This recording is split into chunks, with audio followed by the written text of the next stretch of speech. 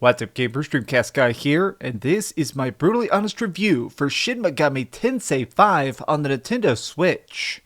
Have you ever played something that's just so ridiculously hard, but in fact more fun because of the difficulty of earning those victories? I'm the type of person that beats a lot of JRPGs, everything from Final Fantasy to Grandia, and of course the years I spent going through every single Persona. In recent times, it feels like we're starting to see this renaissance of classic turn-based combat with epic stories on top. But it also feels like, overall, things are getting easier. Shin Megami Tensei is a series that's always prided itself on being expertly molded quests that are savagely difficult, and yet extremely exciting because of it.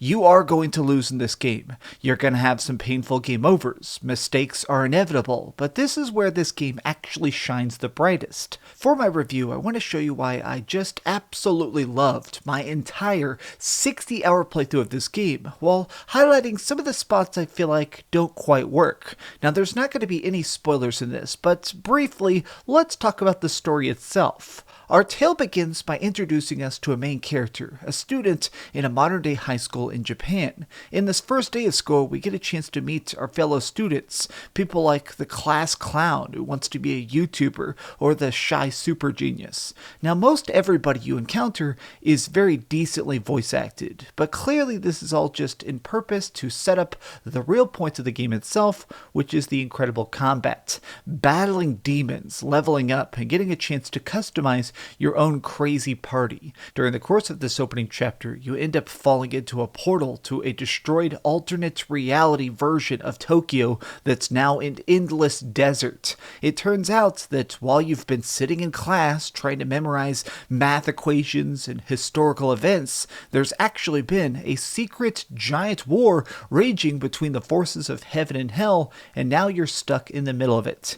Essentially, this game on the surface is broken down into 4 major maps. Each of these is a separate part of destroyed Japan, but calling these maps almost feels like an understatement. These areas are enormous. In fact, it took me 15 hours to finish the first zone, and that was me attempting to defeat the first main boss in a speedy fashion. There is so much to do in this game, from hidden objectives to side quests to power leveling, and all of it is so incredibly fun to do. Now, a major reason this game is just so time consuming is that there are so many tiny objectives that are optional but feel pretty mandatory. This is a very technical game, something that's very easy to learn but almost impossible to master. This is more than just practice makes perfect. This is more than just about grinding and defeating monsters and leveling up. This is a game that is just so hard and yet super addictive because of that level of difficulty. Let me explain how combat works, because honestly, you're going to be doing a lot of it. So in this game, it sort of works like Pokemon. While you trek across this cursed sandy environments, you get a chance to try and sneak up on these different monsters you'll see wandering back and forth. They have these little patrol points, and if you manage to hit them in the back, combat begins. Now, this gives you a preemptive strike. It lets you attack first, but what's more important here is the fact that this is a turn-based RPG. It's your team against a team of monsters every single time. But what makes this more difficult is the elemental system. Remember how I said this is like Pokemon? Well, I mean that very specifically. Each of these monsters has different elemental focus types, things like wind or lightning, fire or ice, light or darkness, and each of them really needs to be exploited for the maximum amount of damage possible. Now, here's what happens, is that every time you're in these fights, you can choose to attack, you can choose to try and stun them, or you can enter conversation. Whenever you want, it's possible to approach one of these demons and try and just convince them to join your team of badasses. Now, when you do this, it's pretty random. A lot of times the questions these guys ask, the conversations, it's difficult to really plan it out. Sometimes they'll just be like, "What's your favorite color?" And if you say the wrong color, they'll just walk away. But if you get lucky, you can actually get these guys to join your party. Now, when it comes to actually building out your party of different characters, this is more than just about levels or elemental types. This really is about customizing each of the monsters you capture. During the course of all these battles, of course, you are going to get incrementally stronger. You'll have better attack, better magic abilities, and more just general health points to take that big hit. But what additionally happens is that fighting these enemies can give you different essences.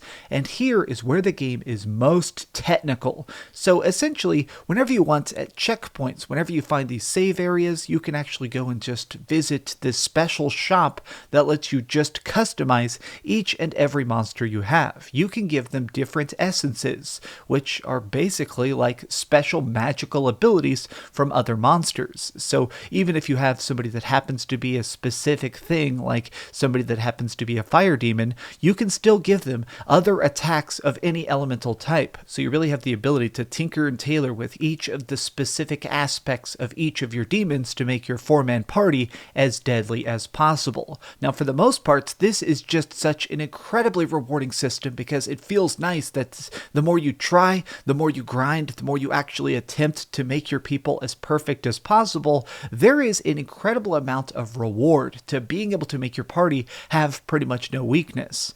But the problem is that sometimes you're still going to die some very unfair deaths. Now, I'm going to be as nice as possible at this because I did have fun with this game, and I'll be honest, I'm about to give it a very high score, but my issue is the fact that sometimes this weakness system goes way too far. So while you're doing these battles, if somebody happens to hit your specific weakness, some of these have instant kill effects. Let's say, for example, that you decide to make your main character very fire-focused. He's able to cast gigantic, crazy abilities that can practically one-shot most enemies you face. Well, by leveling up and powering up your fire elemental type, you're going to be incredibly weak to ice magic. Now, on the surface, this doesn't seem like that big of an issue, but sometimes, because all these demons are mixed up constantly, it makes it where even if you're in an area where most things are incredibly weak to your fire in this example, if you happen to run randomly into an ice enemy, there's a chance they're going to one-shot you.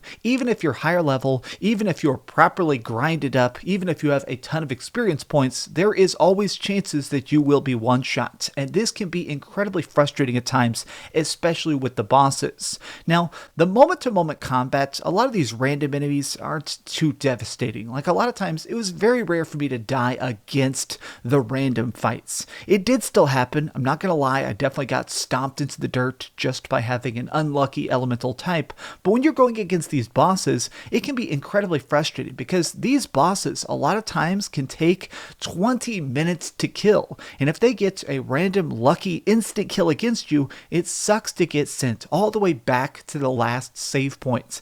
Now this goes both ways. This elemental type basically has this momentum system, so while you're in fights, if you keep exploiting an enemy's weakness, you get extra turns. Say you're going against somebody that's weak to lightning, you can shock them again and again and again, and it'll let you actually take 8 full turns in a row as long as you keep exploiting their weaknesses. It's very exciting to have this system that lets you just basically fight as smart as possible. If you do proper research, if you study your enemies, if you're actually prepared for the fight before you go into it, you can do some pretty devastating damage in a very short amount of time. And for me, that is incredibly exciting. It's just the problems that when it goes to the other way, when you happen to be weak against whatever your enemy is, you can get just completely screwed over even if you thought you were ready for it. Now, part of this comes down to the fact that there's a lot of optional super bosses in this game that are very, very cool to take on, but are also incredibly difficult. So this comes down to the side quests.